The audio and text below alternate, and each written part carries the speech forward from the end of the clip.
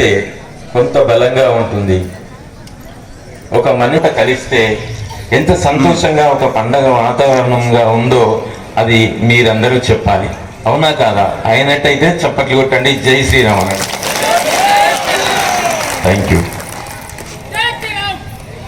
ఇంత మంచి కార్యక్రమాన్ని ఏర్పాటు చేస్తున్న మన నిర్వాహకులందరికీ కూడా పేరు పేరున ముందుగానే నేను ధన్యవాదాలు, కృతజ్ఞతలు తెలియజేసుకుంటున్నాను.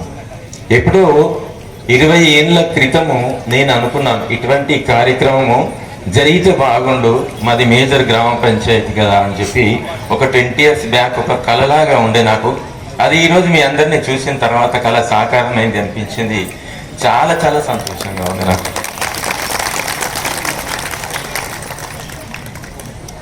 మన భారతదేశానికి ఆత్మ హిందూ మతం, సనాతన ధర్మం మరియు హిందూ సంస్కృతి. అట్టి హిందూ సమాజాన్ని చైతన్యవంతం చేసి భారతదేశాన్ని విశ్వగురువుగా నిలబెట్టేటువంటి కార్యక్రమమే, ఆ సంకల్పమే ఈ హిందూ సమ్మేళనం యొక్క అర్థం, పరమార్థం. దీని యొక్క ఉద్దేశం అదే.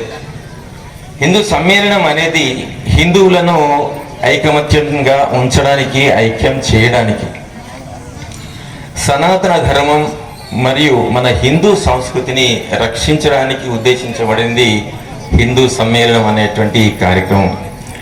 సామాజిక చైతన్యాన్ని పెంచడానికి నిర్వహించే ఒక ముఖ్యమైన ఆధ్యాత్మిక సాంస్కృతిక సభ ఈ కార్యక్రమం హిందూ సమ్మేళనం.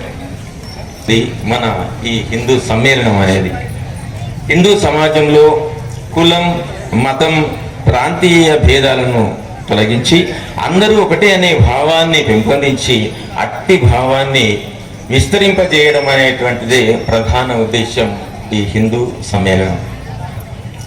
భారతీయ సంస్కృతి సాంప్రదాయాలను రక్షించడం మరియు బలోపేతం చేయడానికి దీని యొక్క ప్రధాన లక్ష్యంగా మీకు తెలియజేస్తున్నా. హిందువుల మధ్య సాంఘిక పరమైన, సామాజిక పరమైనటువంటి సంబంధాలను పెంపొందించడానికి ఇది ఎంతో ఉపయుక్తంగా ఉంటుంది.